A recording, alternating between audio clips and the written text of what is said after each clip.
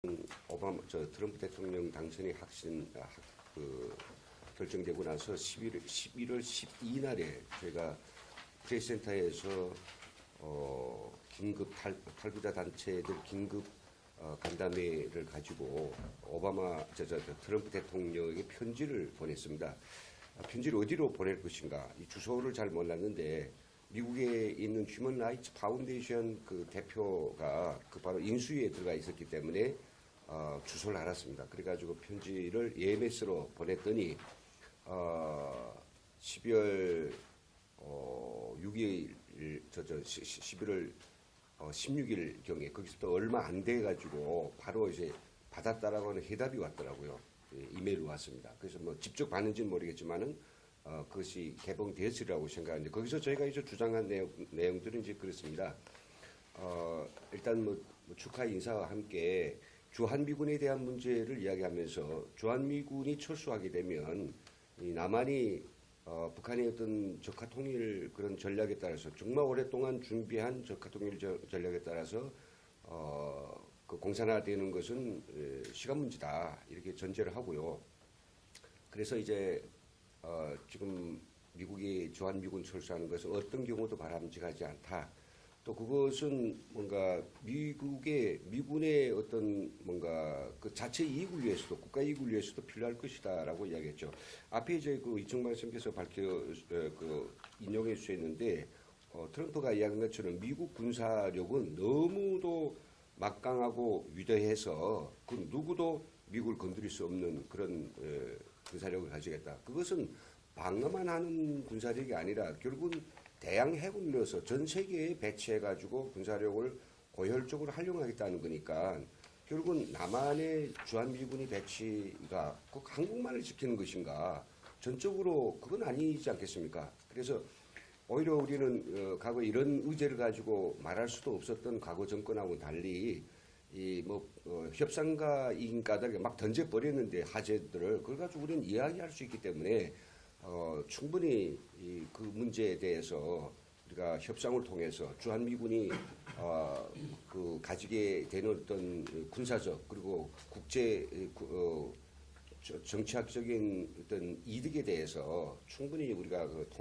토의하고, 그에 따라 우리가 좀 지불할 것만 좀 더 추가적으로 이 대통령 공약에서 언급했던 사항이기 때문에 거기에 대해서 어느 정도 관철하고 대통령이 노력했다라는 부분에 대해서만 조금 우리 충분히 감안을 해줘서 그런 대응 조치를 취해준다면 주한미군 문제는 그게 심각한 문제는 아니라고 이제 생각할 수 있을 것 같습니다. 그리고 그 돈에 대한 문제에 있어서도 이야기가 시작되면 아마 우리 한국이 설득할 수 있는 부분도 굉장히 많다고 생각하거든요.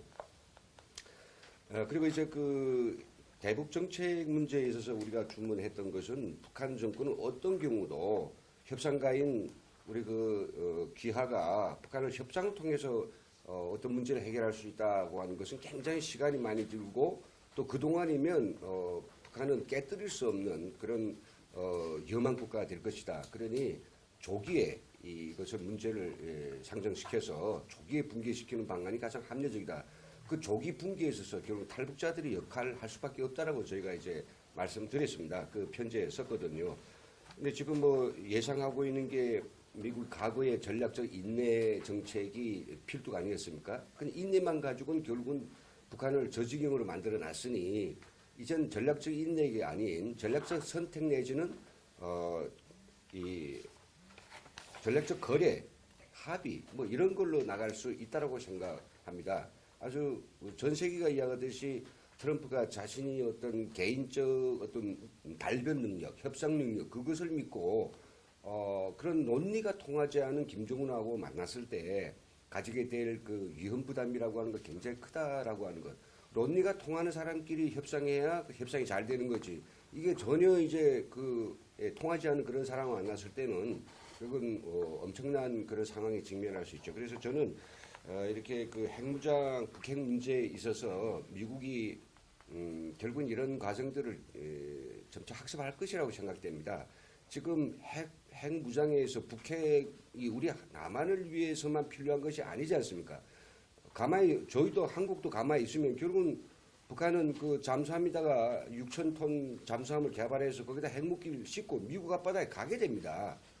결국은 미국이 위험한 것이거든요. 그래서 저는 아마 우리가 너무 조급해하지 않아도 이 문제에서만큼 북핵 문제에서만큼은 미국이 예전하고 아마 아주 좀 다른 각도에서 나올 것이라고 생각됩니다. 그래서 이번에 우리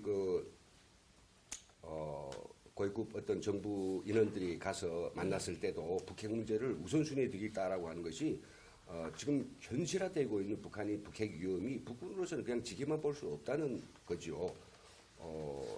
저희가 다음 달 25일경에 지식연대가 운영하고 있는 북한 WMD 감시센터에서 뭐 굉장한 많은 자료들을 저희가 입수한 데 하면 북한의 6천 톤 마양도에서 건설되고 있는 그 잠수함 굉장히 빠른 속도로 지금 건립 마감 중에 있습니다. 이게 서기만 되면 미국은 다를 겁니다. 그래서 이런 문제에 대해서는 우리가 그 미국의 현실적인 위험들을 좀 더 부각시키면서 북핵 문제는 우리 민족의 문제이고 흥망성쇠를 결정하는 문제이기 때문에 미국이 여기에 대해서 그냥 장난으로 나오지 말고 본인들도 국익과 절대적으로 관계되는 그런 나을에 대해 적극적으로 설득하고 설명하면 좋다고 생각됩니다.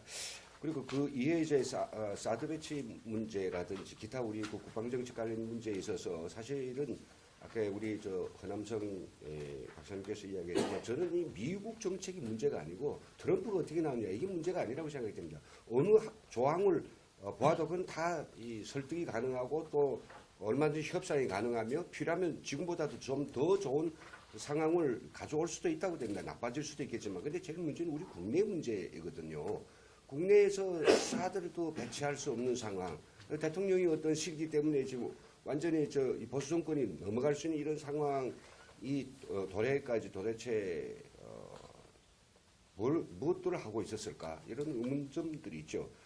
국방 정책에 대해서만 말한다면 이 사드 문제도 어느 날 갑자기 이렇게 그 브리핑에서 탁 던질 이런 문제가 아니라고 생각해요. 한일 정보보호 협정도 갑자기 브리핑에서 뭐라고 할 문제가 아니고 벌써 정책이 예견되면 한국군사문제연구원처럼 이런 정통하고 갈록 있는 이런 단체들이 주축으로 돼가지고 이게 작은 장소가 아니라 컨벤션 센터에서 국내의 모든 학자들, 관심자들을 넣고 먼저 세미나를 하고 공감을 얻기 위한 그런 그 정책적 예비 과정들이 충분히 있어야 되는데 이런 거 없이 그냥 어느 날 툭툭툭 던져버리니까 결국 그것을 받아든 이 반대파 쪽에서 무조건 반대해야 한다라고 하는 명분도 없이 그래서 이런 것들이 좀 이번 제가 좀 드리고 싶은 그런 강조 말씀.